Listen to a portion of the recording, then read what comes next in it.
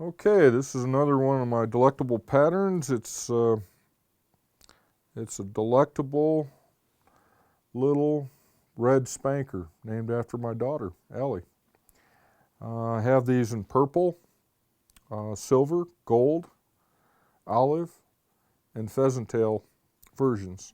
We're tying the red one today, and we went ahead and selected a 14 nymph hook, and we're gonna tie this with a 7 64th silver bead. You can use tungsten. That's what I like, the size of the bead for a size 14 fly. And I like red. I like red Danville thread or red uni thread in a 6/0 version.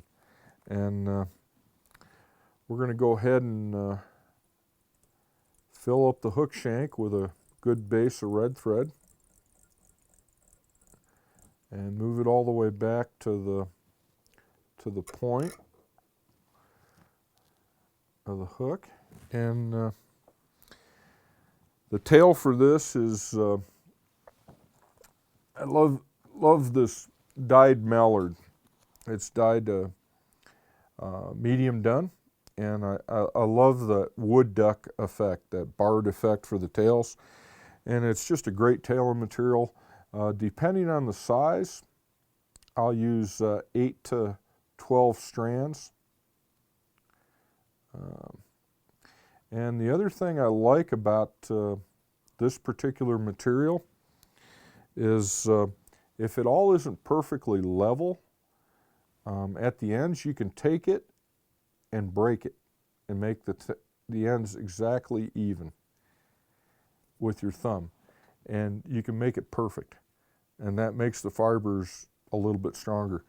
And that way you don't have to sit there and try to get them all even. I love that part of the mallard and the wood duck. And we're going to go ahead and bind that in. And I'm going to bring the thread forward.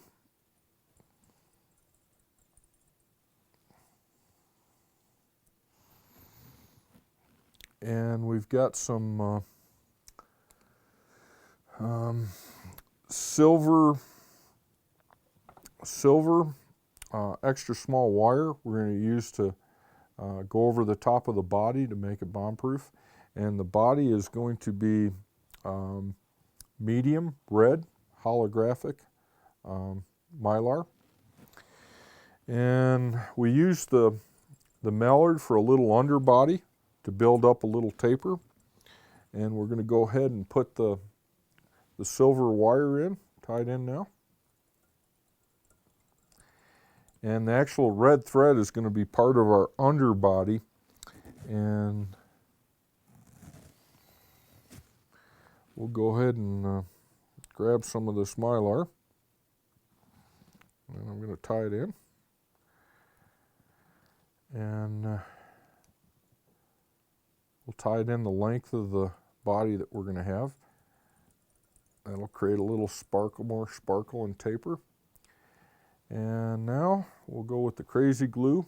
Keep it away from the tail. Put a little bit on the thread.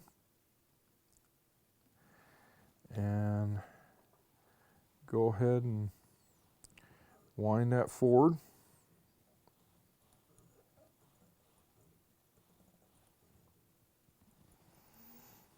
And that's our body.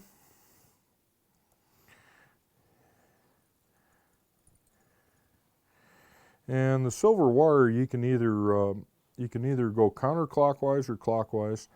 In this case, I'll go counter, just for being contrary. And you want a segmentation with the silver. And like I say, I got a couple extra wraps when I tie it in,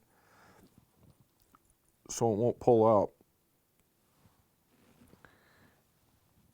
And here's where some of the unique qualities of this pattern start to crop up.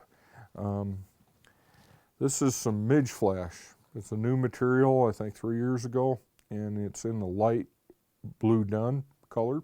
It's dyed. And I've went ahead and I've wet 8 strands of it. And I'm going to use 8 strands for the wing case and for the legs. And we're going to go ahead and tie that in. And leave enough room for my thorax and for my body. Then I'm going to grab some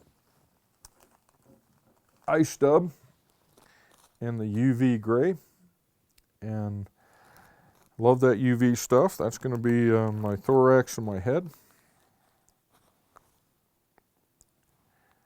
And I'm going to lightly dub and taper that into a little ball, and still leaving room for the head,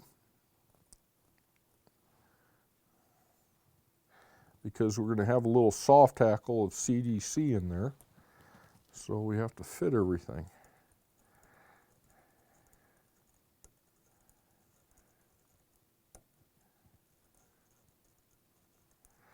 And just building up a little ball.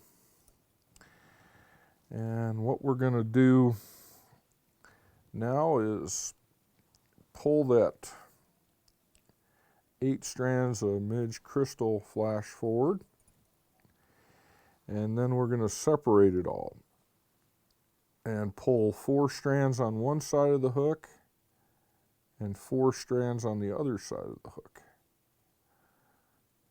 And there's 4. And this is another great material for leg material or winging. I mean, you just, when you're done with it, I like to pull them alongside of the hook, then I'll pull them back and I'll cut them the length of the body. It's just so easy to work with. Then you go ahead and put some saliva, and you've got this for more flies. You can just keep on cranking flies with it. Now we're going to go ahead and I've selected a CDC hackle.